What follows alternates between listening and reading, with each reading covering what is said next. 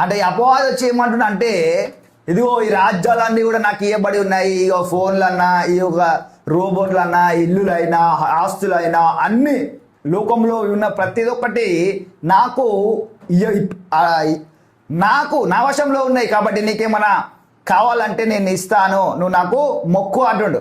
అప్పుడు దేవుడు ఆడ ఏమైంది, ఆయన లొంగిపోయిందా లేకపోతే ఆయన ఉపవాసం ఉండి ఉన్నాడు కాబట్టి ఆయనలో ఏమున్నది, దేవుని ఆత్మ నింపబడి ఉపవాసంతో జయించే సామర్థ్యాన్ని పొందుకుండు ముందుగానే. ఇప్పుడు దేవుడు ఒకవేళ ఉపవాసం చేయకుండా వస్తే, ఒకవేళ ఇప్పుడు ఉపవాసం చేసిన తర్వాత ఈ అపవాది వచ్చిండు అంటే శోధించడానికి వచ్చిండు, ముందుగానే యేసుప్రభు ఏమవుతారు, ప్రిపేర్ అవుతుండు.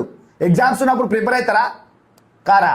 ప్రిపేర్ అవుతారు. అదేవిధంగా ఇక్కడ యేసుప్రభు శోధనలోకి వెళ్లే ముందు మీరు ఏం చేయాలంటాడు, మెలకువగా ఉండి ప్రార్థన చేయుడి. అంటే శోధనకు వెళ్ళేటప్పుడు ముందుగా శోధనలో పడకుండా ఉండాలంటే మీరు ఏం చేయాలి, ప్రార్థన ఉపవాసముతోటి. యేసుప్రభు ముందుగానే ప్రిపేర్ అయినాడు కాబట్టి ఇప్పుడు వాడు వచ్చేయమంటుండు, ఈ లోకం అంతే నీకు ఇస్తా, నువ్వు నాకు మొక్కు అన్నప్పుడు అప్పుడేమంటున్నాడు చూద్దాం, లొంగిపోయినా లేదా? అందుకు యేసు నీ దేవుడైన ప్రభువునకు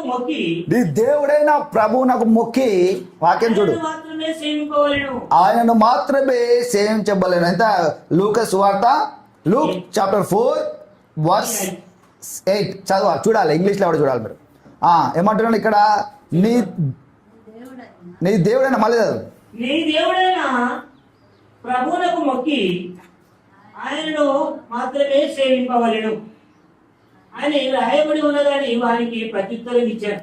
అక్కడ ఏం చెప్తున్నాడు, వాక్యము, దేవుని ఆత్మ, దేవుడు దేంతో నింపబడ్డాడు, ఆ వాక్యముతో. ఈ వాక్యం ఇక్కడ రాయబడి ఉంది, నీ దేవుని మాత్రమే నీవు సేవించి మొక్కాలి తప్ప ఎవరిని మొక్కొద్దు, ఆ ఫోన్లను మొక్కొద్దు, దేన్ని మొక్కొద్దు, లోకంలో ఉన్న వాటిని మొక్కొద్దు అని క్లియర్ గా యేసు ప్రభు వారు అపవాదితో మాట్లాడుచున్నాడు. జయించిండు. అక్కడ అపవాదిని జయించిండా, ఓడిపోయిందా?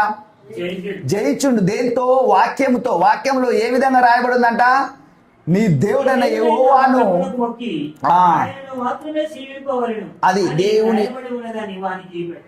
దేవుని ఆత్మ వాక్యముతో నింపబడాడు. ఆయన ఆత్మ వాక్యంతో నింపబడి ఆ ఒక 40 రోజులు ఉపవాసముతో ఆయన సిద్ధపడి, ఈ అపవాది వచ్చినప్పుడు వారికి లొంగిపోకుండా, చాలా మంది లొంగిపోతారు ఈ యొక్క అనారోగ్యంతో, ఇదొక బలహీనతలని, తాగుడని, ఇంకా వేరే చెడు పనులకు వారు లొంగిపోతారు. ఎందుకంటే వారు ఉపవాసం ఉండి ప్రార్థన చేసి దాన్ని జయించే ప్రక్రియలో లేరు.